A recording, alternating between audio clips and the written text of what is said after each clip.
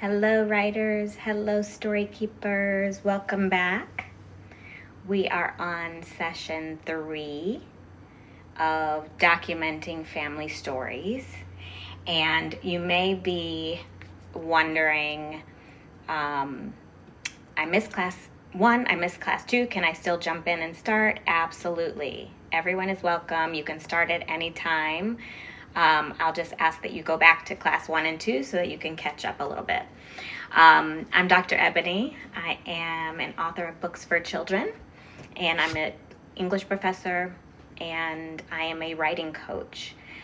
So I have been talking about documenting family stories for a really long time. You can see one of the stories that I wrote right over here. So today we are talking about documenting family stories, okay? You've already done step 1, you've already done step 2. Today's step 3, okay? So 2 questions that you should be thinking about as you start to document your family stories. The first question is, what do I want to remember? The second question is, what do I want my children to remember? So you're writing for yourself, you're documenting your stories for yourself, but you're also documenting for your children and your grandchildren, your great-great-grandchildren and your grandchildren, right? So think about what information you want to document. So what we're going to be doing for step 3 is, 1, identifying who you're collecting these stories for, but then you're going to start taking a look around you. Go through your house, go through all of your materials. You're going to be collecting existing materials like your photos, like your letters, any journals or documents, family heirlooms. You want to collect that all, put it into one location so that you can start getting organized. One thing that I recommend that you do when you're collecting these items, your photos, letters, journals, your documents, your family tree paperwork, all of it, is I want you to start taking notes on each of these items. I want you to start adding names. I want you to start adding background information, add some descriptions, add dates if you have them. All of that will be useful information for you as you go forward. So this step is all about collecting information. I would say go room to room, collect photos, collect journals. If you find a letter, even if you didn't write it, if it was sent to you or if it was sent to between 2 family members who you don't know, collect everything that you can find. Maybe you have a box of items that was left to you or gifted to you. Go through that. Start organizing that information. Add names, add dates, add locations, add as much description as you possibly can. Another part of this step that's super important, if you don't have this information, start asking questions. Start when you go to your family reunions, when you go to the barbecues, when you go to church, start asking your family members. Show them the photo. I found this photo. I don't know who this person is. Do you know who this person is? What's their full name? Who do they belong to? Who are their people? What's the date?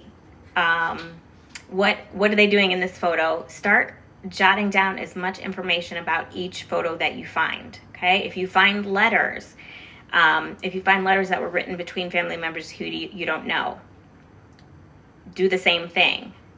Find out their name, find out who they belong to, find out what their relationship was.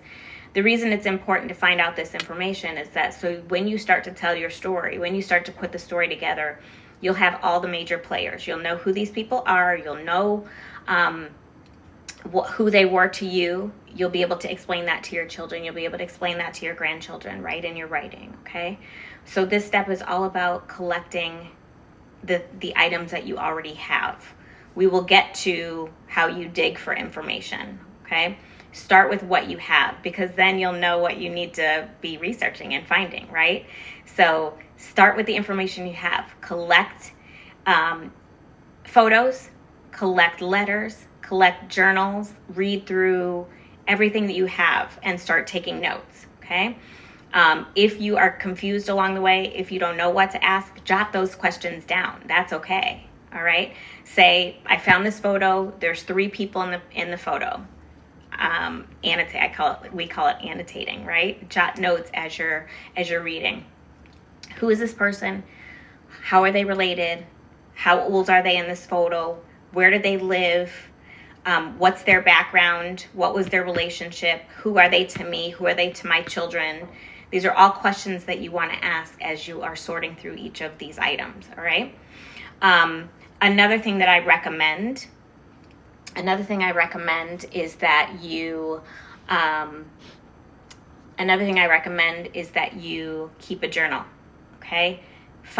Choose one journal that you are going to go back to every single day to update, to find answers, to carry with you as you go dig for family information. Choose that journal, okay? You want to note take. You can jot notes on the back of the photos, jot notes on the back of the letters if you would like, but you're going to keep a journal or a notebook that will house all of the information that you find, all right? So first step, Session 1, you know what you're supposed to do. You have an assignment there. Session 2, you know what you're supposed to do. You have an assignment there.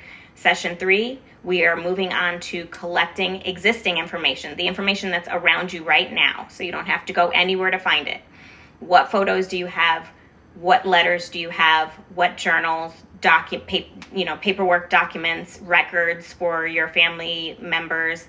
Maybe they are photo albums of trips. Okay, just start going through what you have.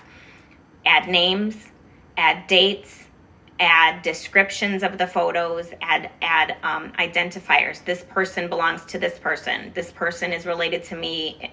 You know, they're my second cousin from my aunt Bertha, whatever. Start identifying these people, okay?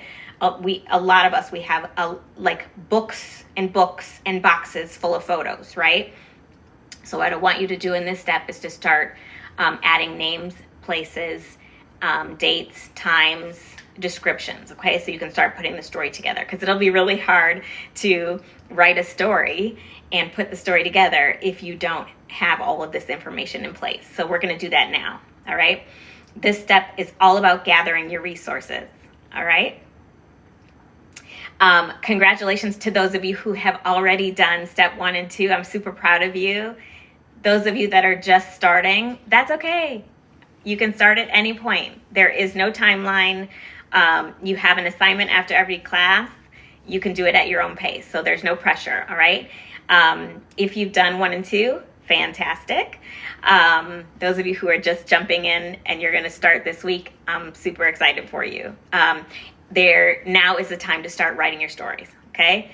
We have already seen some folks whose stories have been erased, okay? You know what I'm saying? Now is the time. If there were ever a time to start writing your story and your family story, it's right now. Write it, okay? They will try and erase your story. They will try and erase your accomplishments. They will try and erase your existence, okay? Write it down. Write your story. It's one of the best parts about writing, okay? Write your story. You were here. Your voice has value. I believe in you, and future generations need to be able to know what we went through and that we were here, right? So we're writing family stories. We're writing it down. We will talk about how we're writing those things later, but for now, step 3. Thank you so much. Thank you so much, Blackhawk. Welcome, welcome, welcome. We are talking about documenting family stories. If you are just getting here, we are on step 3. You're gathering all of your resources, okay? All right? Collect photos, collect letters, collect journals, collect documents, collect all of the information you have. Write as much information about each of those items as you possibly can, okay? And then find that journal. Collect everything in one place so that you know where it is. Start adding as many notes to that journal as you possibly can. All right? So that's your assignment for today. I'm super proud of you. I'm Dr. Ebony. I will see you next class session. Email me, add your questions in the comments, and I will definitely answer you. Okay?